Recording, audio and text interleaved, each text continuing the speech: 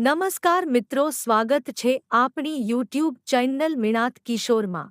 આજના વિડીયોમાં વાત કરીશું પીએમ કિસાન સહિત વિવિધ ખેતી લક્ષી વિવિધ યોજનાનો લાભ મેળવવા માટે ખેડૂતોએ પોતાની ખેડૂત નોંધણી એટલે કે ફાર્મર રજિસ્ટ્રી કરવાની રહેશે। તો આ ખેડૂત નોંધણી છે તેના વિશે મહત્વની અપડેટ મળી રહી છે, જેના વિશે આજના વિડીયોમાં વાત કરીશું। ખાસ આ વિડિયો તમારા મિત્રો સાથે શેર કરજો। ચેનલમાં નવા આવેલા હોય તો ચેનલને સબસ્ક્રાઇબ કરજો। તો ચાલો વિડિયો શરૂ કરીએ।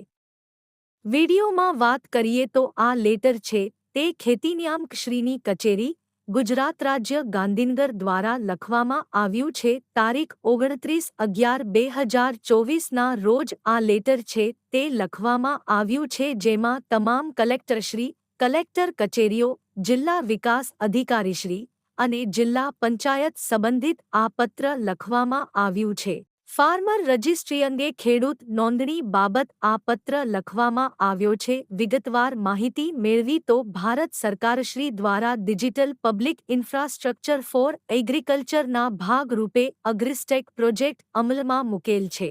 અગ્રિસ્ટેક પ્રોજેક્ટ હેઠળ રાજ્યના તમામ ખેડૂતોના આધાર લિંક રજિસ્ટ્રેશન માટે ફાર્મર રજિસ્ટ્રી અમલી કરેલ છે। એટલે કે આ પ્રોજેક્ટ અંતર્ગત રાજ્યના તમામ ખેડૂતોના આધાર કાર્ડ છે તે લિંક કરવામાં આવશે।